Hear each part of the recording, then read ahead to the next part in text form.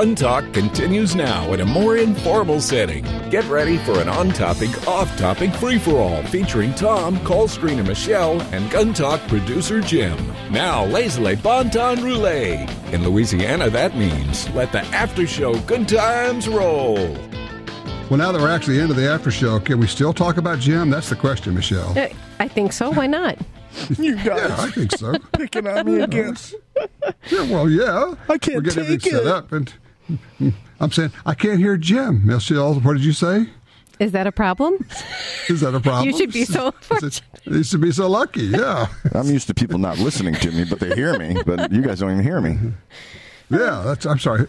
Are you speaking? No. Okay. Oh, by the way, for those who don't know, we're in the after show part of Gun Talk, and yes, sometimes it takes us a while to actually lose control. I don't think we ever started with control on this one. So, but there you are. So there it goes. We have a couple of very patient people who've been on hold for a little while. I do want to pick them up before we go further. Okay. On line 4, Rustin's with us out of Arkansas. Rustin, thank you so much for your patience. What you looking for? Yes, sir. Thank you very much. I have 3 guns that I'm considering having thin wall choke tubes put in, and I've never had that done before. These are guns that I've had a long time in my family, and I'm not planning on getting rid of them. It's to increase the huntability of the guns. One is a Browning Sweet 16. The other is a Beretta 57E, double barrel or over and under 20. And the final gun is a Savage Model 312 double barrel 16. And I've hunted with these things for 40 or 50 years, and I'm pretty good with them. So not having had put choke tubes in guns before, I'd sort of like to know, what do I need to be aware of? What are going to be the consequences? If the outcome's good, great. But if the outcome's not good, what do I need to be concerned about here when I do this? Right. It is a great question because you've got some nice guns you're talking about. This Browning Sweet 16 and the Beretta 57E especially are very nice guns. And you don't want somebody to screw them up by putting choke tubes into them. And you're looking at the thin wall. My first thought is to go to somebody who really is good at putting in choke tubes. And I don't know, Michelle, I'm going to ask you because my first thought was, maybe you don't want to go to a local gunsmith, but, there are some local gunsmiths who are probably pretty decent at doing this kind of work. I think my husband does a fantastic job, and he does several varieties of installation with some choke tubes. I have an Ithaca over and under, little 20 gauge that we went through and put in some choke tubes just because I wanted to be able to play a little bit in the backyard with sporting clays. So it can be done. And I think if they're a good, reputable gunsmith, I don't think it's an issue. Yeah, and I guess that's the real point, is making sure it's somebody who has done it before. I would actually want to see if he's got an example of his work. You look at it and go, yeah, that looks good. That looks great. Otherwise you could always, here's the other thing. You don't have to send your gun. You can send your barrel to somebody like Briley Chokes or Seminole Chokes or somebody like that, and they can install, bore it out and install them for you. Or if you've got a local gunsmith who is good and has some experience at it, that could be done too. So it sounds like it's not that big of a deal, and it also sounds like that other people like yourself, Michelle, have done the very same thing that I'm thinking about doing. I don't want to mess these guns up, but at the same time, I want to hunt with these guns, and I want them more adaptable. So I appreciate that. How would you go about finding a gunsmith outside? I mean, the way I'm going about finding my gunsmiths as a general rule is I go through my police department and find out who they use, because generally that's a good recommendation. Not for this. Not for this. What you want to do is you want to find a really good sporting clays course or trap and skeet shooters, people who shoot good shotguns and get them worked on and do a little asking around. Your police department, those guys may know about the tactical stuff, but chances are they're not going to know who's doing the good work on nice guns, putting choke tubes in. Because there's another thing at work here, and you asked, do we do that? I had this exact same thing done on 2 shotguns. One was a Perazzi over and under. It's a pretty darn nice over and under. And the other was a Browning BSS side-by-side that came without chokes, and I had it fixed up for chokes. So, yes, I do the exact same thing you're talking about. But ask around at a good sporting clays or trap or skeet field who does good work in your area on shotguns, particularly for putting chokes in. Michelle, don't you think that's probably the way to go? Absolutely. I agree with you 100% because a lot of people don't realize that there is something out there called an armorer and something out there called a gunsmith. And they're very different in what they do. They both repair a firearm, but they go about it differently. And armorers don't necessarily do the choke tubing and adaptability for what he's looking for. Yeah, I've got a friend who hunts or does a lot of trap shooting, and he's pretty good at it, so I can probably go to him, and I hadn't even thought about that. Well, listen, I thank you very much for your answer. Well, good luck with it. I think it's going to work out well, and you're going to have somebody who's going to tell you, oh, that's going to destroy the value of it. Well, don't worry about it. If you're just going to hunt with them, it's just going to make them much, much more useful to you, so don't sweat that at all. I like that. There's one thing going on here, and I might just mention, is that somebody that doesn't know what they're doing can actually screw up the point of impact of shotgun, Michelle, and that's where you need somebody like your husband who's experienced at this and understands about keeping everything straight when they're, tapping this in and putting screws in for the tubes and all of that. The other thing you can do, I want to throw this out too, just in case Rustin's still listening. You can get choke tubes that will let you shoot steel shot in your over and under in that Beretta 57E. You want to make sure you're using choke tubes that are made specifically for steel shot, should you ever want to do that. Just throw that thing out there. Michelle, how long has your husband been putting choke tubes in? A long time. Yeah, huh? I really couldn't give you a date necessarily. He's been doing gunsmithing for, a good 10, 15 years. And even before that, but official duty, it's probably been 10 to like 15 everybody years. else, he was doing it for himself and his friends first, right? Well, he did a lot, and then it became the full-time position instead of just helping part-time and getting some work processed. Right. All right, let's talk to Bill on too, because out of Brownwood, Texas. Bill's got a question. I'm actually getting this online occasionally now. So, Bill, you have the floor. I'm calling. I'm concerned. I wonder if you've heard anything about the Jade Helm project that's going on in several states, especially Texas. Yes. I'm familiar with it. If people, if they're not aware of it, rather than us try to explain what this whole thing is, they just look up Jade Helm, Jedehelm, Jade Helm. And the military, the government is doing exercises in various cities. It's almost, what they're doing is taking military units and doing city training in the cities. And some people say, well, what they're doing is they're training to get control of our population. The military says, no, we just need training in cities because we go overseas and we are working in cities and we need to be able to do that. I don't know where the truth is. I just don't know where the truth is. Let me ask you this, and I'll put you on the spot here, okay? Okay. Because eventually, where this conversation goes, if people, and they may not want to go there, is people say, well, I just wouldn't stand for that. To which I say, okay, if this thing went really bad and the military was told to go in and go house to house and kick in doors and take people's guns and round people up and put them in essentially concentration camps, what would you be willing to do about that? Join a militia. Mm-hmm. Okay. Basically, you would take arms to stop this. Yes, sir. I'm not judging. In fact, I'm not even disagreeing with you. If it went to that point, if they were rounding people up and putting them into concentration camps, yes, that's exactly what I would do. I would do the same thing. I would do, in some form or fashion, I would resist. Understanding, and people say, well, you don't understand. You couldn't fight the military. I get it. I understand it. But I'm not going to put my head down, and I'm not going to get in line, and I'm not going to shuffle my feet, and I'm not going to get on the train, and I'm not going to go to the gas chambers. I'm not going to do that. Understanding what that means. I mean, people say, well, you just don't understand. Yes, I do, actually. I have a pretty good sense of realism here. So, but as far as, is it true? I don't know. What are they doing? I don't know. Just keep doing the research, Bill. I appreciate that.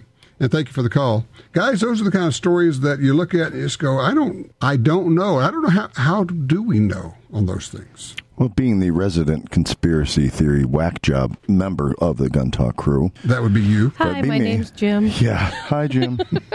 I love conspiracy stuff because it seems to me that you and I've talked about this before, Tom. It seems to me there's two camps. There's a third camp, but it's not well populated. There's the first camp that believes every conspiracy theory out there and just hands down it's got to be true. Then there's the other folks that don't believe any of it because they've just been spoon-fed the media stuff, and they said, well, that's Occam's razor. That's most simplest explanation is usually what happens. So I'll just go along with the media. Personally, I think I'm in the third camp, which is very anemic. I want to hear all the information. I want to hear from the media. I want to hear from people that have contesting facts and data to back up their stance, and then let me make up my own mind. And I just don't think enough folks do that. I don't know what Jade Helm 15 is going to be. I've heard stuff from the Chinese are going to invade. That's when they predict our economic system's going to collapse. They want to weed out 2/3 of the population to be able to control the other third in FEMA camps. Right. Who knows? But there's a lot of facts out there that are very disconcerting. And it's if we're not being told what is going on, there's a lot of stuff out there that sure could be explained away and put some of this conspiracy stuff to rest, but they won't explain it away.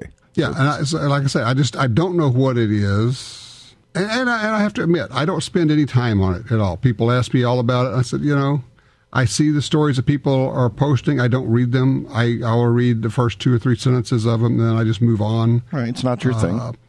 If it comes from Alex Jones, I'm not going to pay any attention to it whatsoever. Yeah, I'm the other way around. I like it's that. Kind of that's one of my filters. I go, oh, it's from Jones. Oh, never mind. I'm not listening to that. Yeah, okay. But even you said 6-7 months down the road when he's vindicated and proved right, nobody ever says, hey, wow, he was right on that one. Has that ever happened? Yes, it has. Those are your words. I'm throwing back at you. Yeah, it's cool to have an opposite voice, though. I mean, if we just have the media, it's all propaganda. You don't know what you're being told. I agree. Yeah, no, it's true. And the media doesn't ask hard questions. And the media, what does it value most of all? It values the access it has to the politicians. If they are threatened with loss of access, they will shut up and stop asking the questions. And that's what happens. There's all of that. I'm looking at the studio security monitors, and there's 2 guys in black suits with sunglasses. Let's take a break here. I'll deal with them. I'm sorry, I can't hear you over the sound of the helicopters outside. Oh, God. Let's take a little pause here and get back to this craziness. And I may or may not be here.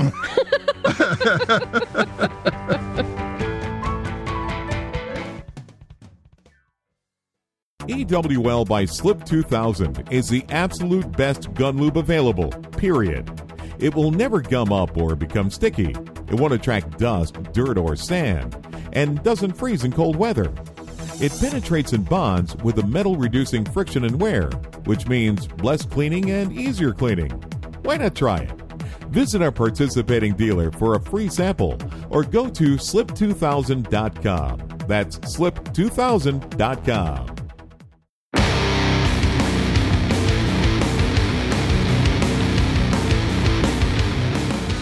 As God is my witness, I thought turkeys could fly. I swear. WKRP, yeah. There you go. Oh, my goodness. Yeah, we were talking about chokes earlier. Chocks. We were talking about chocks, Michelle said. Yes, they were chock tubes. I got all chucked up on that one. You got chalked up, did you? It's all about the spelling thing. The shotgun, choke tubes, trying to say it together. Oh, yeah. You got it. It's Chock tubes. It's a chock tube. That's right. Yeah, that's right. I'm going to put some heavy-duty chocks on my gun.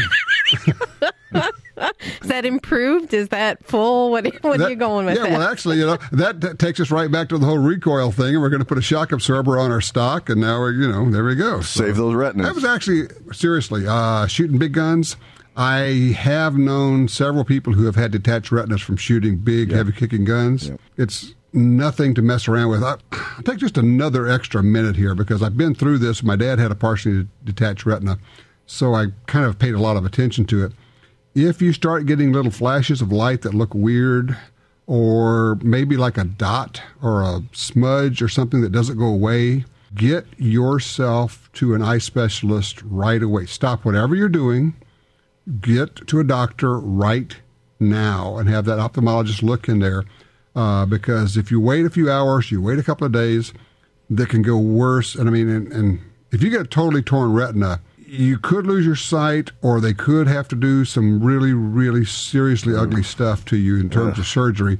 And the thing is, if it's just partially detached and you get right in there, they will throw you down in that chair and start zapping you with a laser. And they, believe it or not, they basically weld the back of your eye together with laser zaps. Wow. And it just works. It's the craziest science fiction thing. But you want to move quickly if that ever happens to you. You know, just call an eye specialist, get over there, have them look in there, and they'll know. It takes them no time, believe me. They look and go, oh, yeah, right, okay, you're not going anywhere.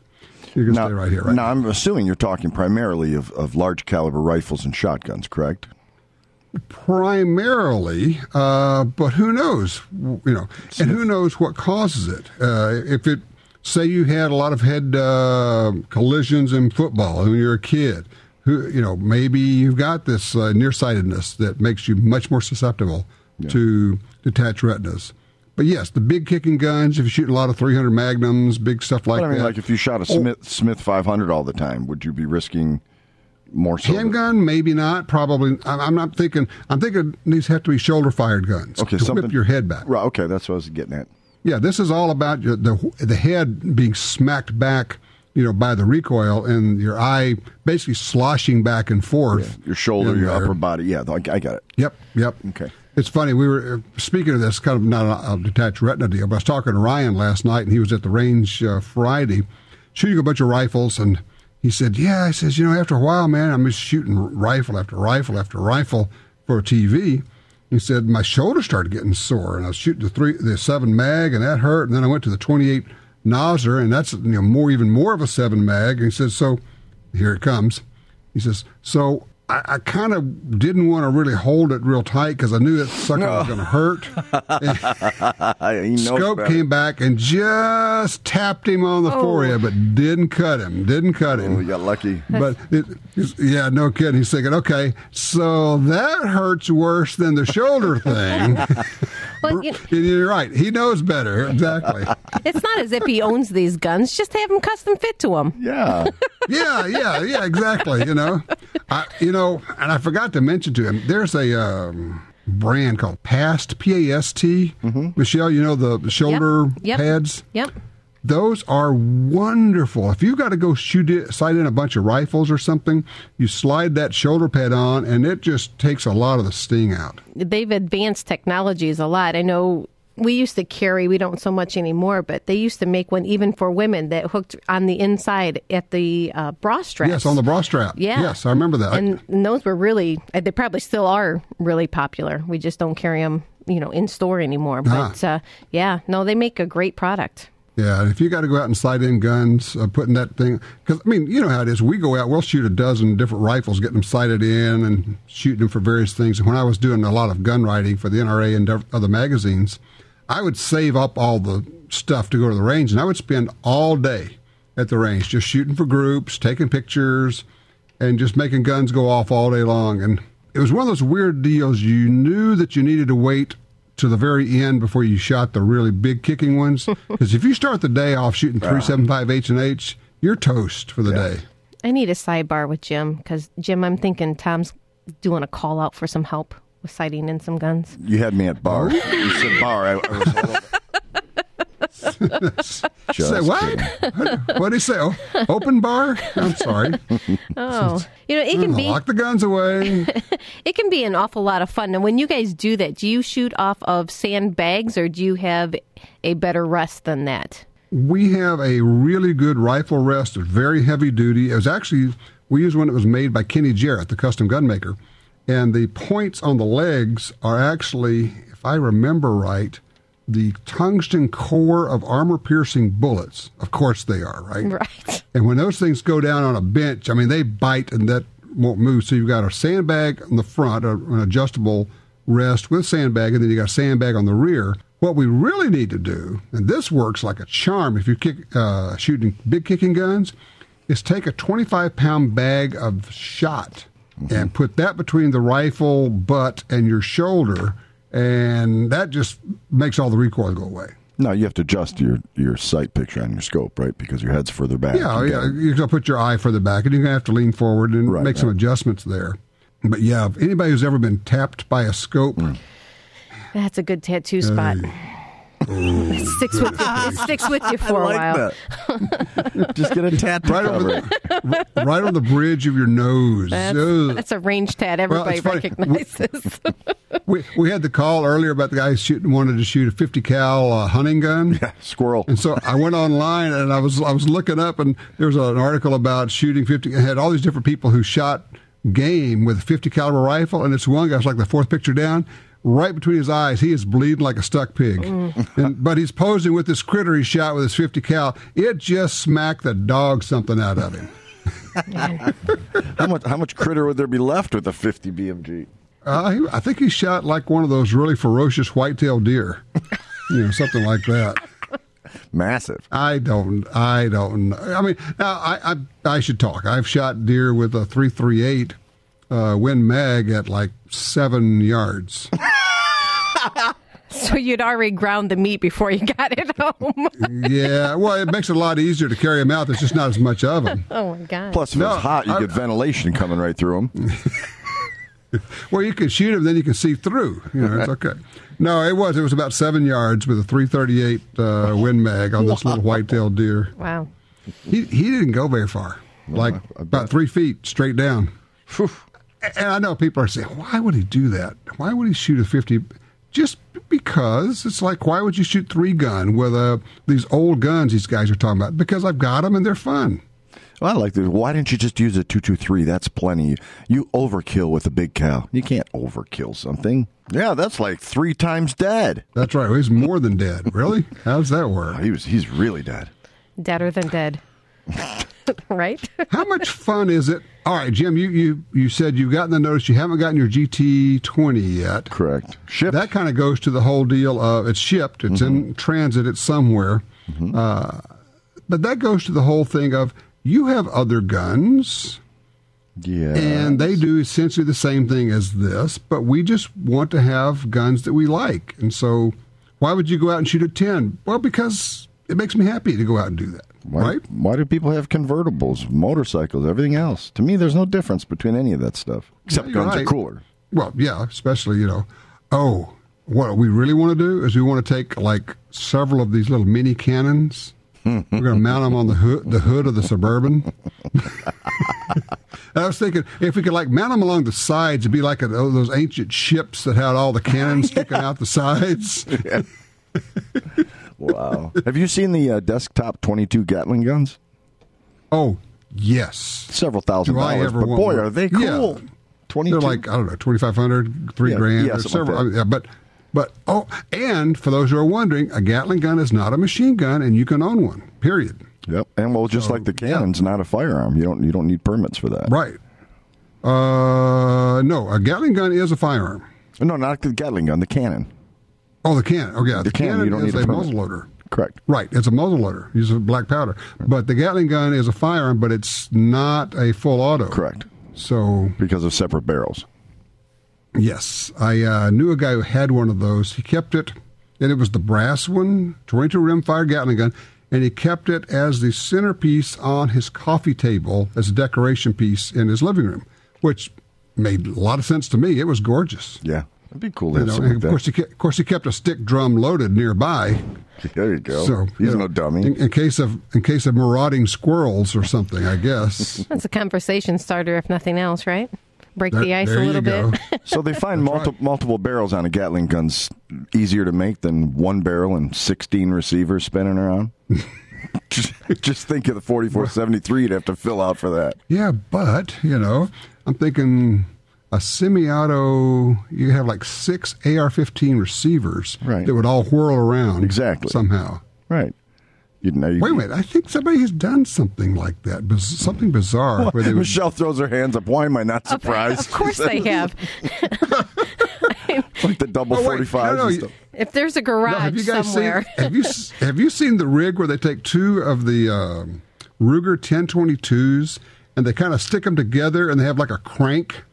And they're shooting 2 1022s like a weird 2-barrel with the Gatling gun. With the cam handle?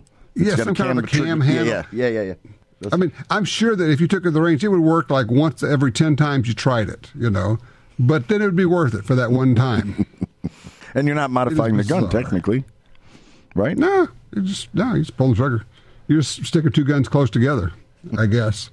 It's none of this makes any sense, and partly that's what makes it so much fun, isn't it? Absolutely. Well, if we weren't like this, Michelle, you couldn't have a gun store. This is true. I say, if there's a garage somewhere, somebody will come up with an idea and take it and present it. And if somebody else believes there's a good enough calling or a backing for it, they'll make it. Well, plus just one-upsmanship. If you make a cool double-barrel 40 cal, I'm going to make a 45 just because you're my buddy and I got to one-up you. That's how that goes. Well, it's like that, what was it, twice-barrel 45 1911? Yeah. Those guys... They're mass-producing them now. Jerry Mitchell just shot a couple of them. I don't know if you've seen any of his videos, but he's doing all kind of really cool videos now. He just did one on the shoulder-mounted flamethrower. I didn't see that. I saw the one with the 2 double 45s. He's like, well, that's a 180 caliber gun. Shooting 4 rounds. Jerry may not be good on math, but by golly, the guy can shoot. Yeah, well, 45 times 4, he had the math right, but...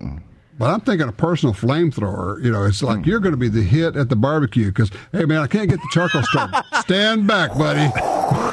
I'm your guy. You're going to start it from there? Yep. Yep. You may want to step back just a little bit there. Watch this. Got hair? Hold my beer. Yeah, that's right. Oh, you're going to need a longer stick to hold that weenie. I can tell you what now. That's right. Oh, goodness gracious. Man. It is ultimately, I guess, a lot of what we're talking about is how much fun is all this stuff, and we're always finding different ways of making it fun. But see, that's the other thing that's cool about guns. It makes it different than other safe, because I consider a gun a tool. It's a safety tool. But you don't see guys sit around, hey, dude, check out this new fire extinguisher I made. Look at these custom seat belts in my car. Nobody does that, but they do with guns. Nobody plays spin the bottle with a fire extinguisher? No, it's not the same. It just doesn't. No, it's a great point. Actually, think about it. It's one of the reasons why we have trouble communicating with people who are not gun people, because they have a view of only one part of this wide spectrum of things we do with the guns, whether it's competition or self-defense or just plinking and goofing off or collecting or modifying. I mean, we do all this different stuff, and they don't know about all that. Yeah, and the people that are not necessarily anti-gun, they're just kind of neutral. They can't relate to it because they haven't, which is more, again, another reason why you should be inviting people out to the range that have zero experience, because they may not take up the self-defense. They may be, passive or whatever, and they just fatalistic, it's going to happen. But boy, target shooting's a blast. Or, I really want to get into competition, don't care much about hunting. There's so many options in it. Yeah. Michelle, you said you have one of those new Ruger 2245s with the blue anodizing? Yeah, the 22 lights. Yes, it's gorgeous. Yeah. Aren't they gorgeous? It's beautiful. It feels good in the hands. It's pretty to look at, if you can say that with a gun, and I think you can. They make pretty guns. Sure. So, yeah. And they make ugly guns, too. Well, There's some ugly guns. But what's the reaction at your store when people see that gun? It's an attractant. There's lots of people that say, well, what's that? And, of course, I said to Jim, you can put anything that you want to on it. It's got the Picatinny rails all the way around, so you can, put a fun reflex type of sight if you want to on there, or, put a whatever you want to. You can put lasers on there. You can put flashlights on there. You can adapt whatever you want to. And being 22, what a great training tool. And by September, you should probably have some ammo for that. Yeah, maybe.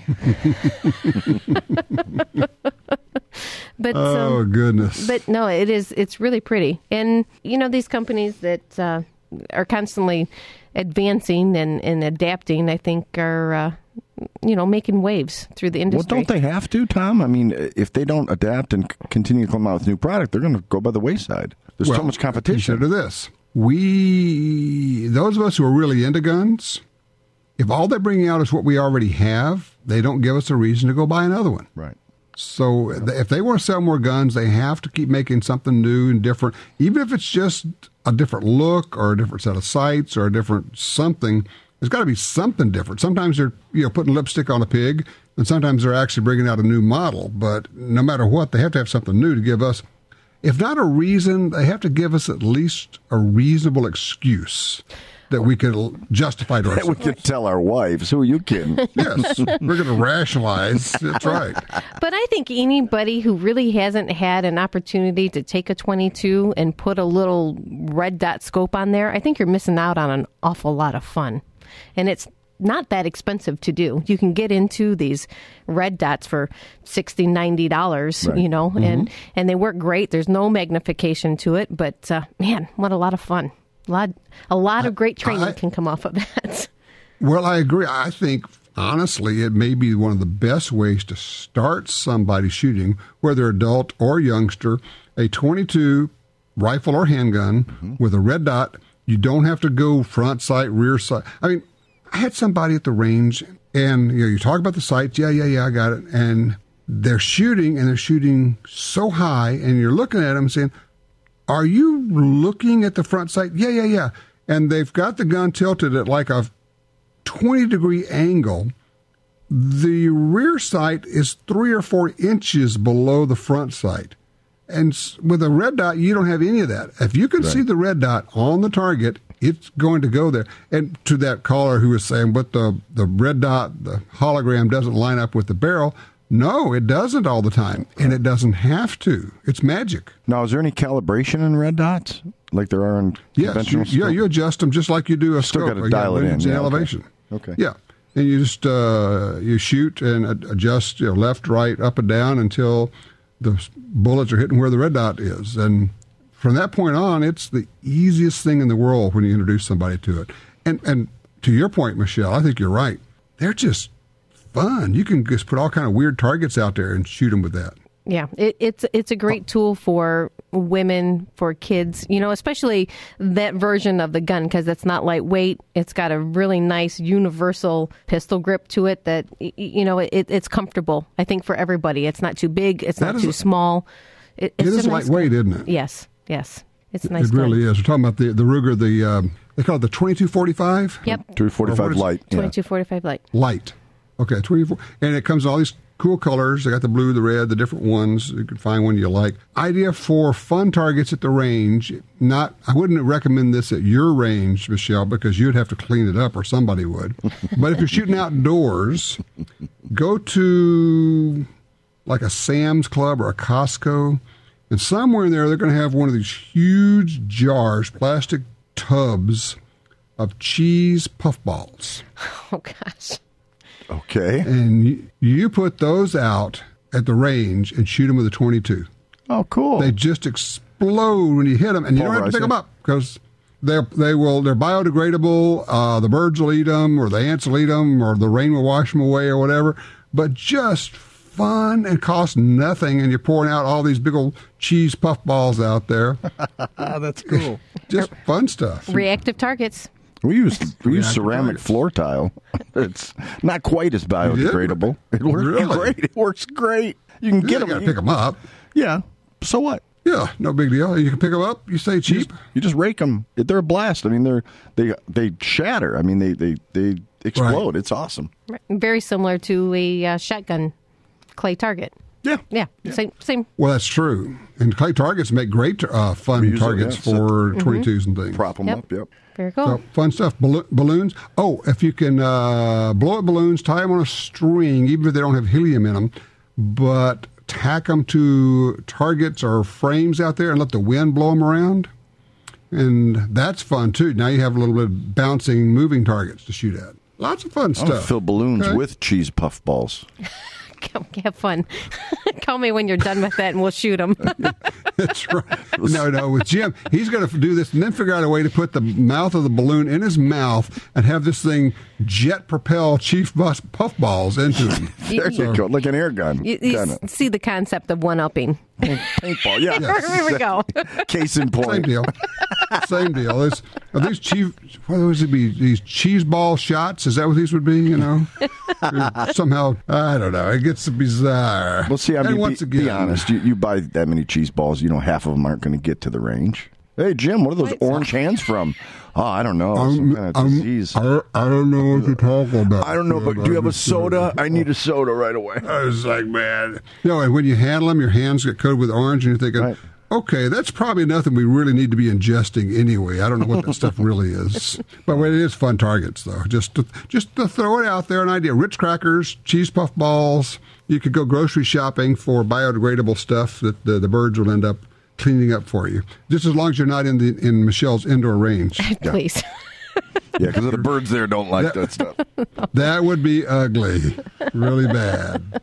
Okay. All right, well, guys, go out and do a little shooting this week. Next week we're going to be having another one of our shows from when we did in the studio, the TV studio. So that'll be fun. Those are a bunch of fun, and people can actually watch the video of them too. Sweet. All right. Well, happy Flag Day to everybody, since we won't be there, right?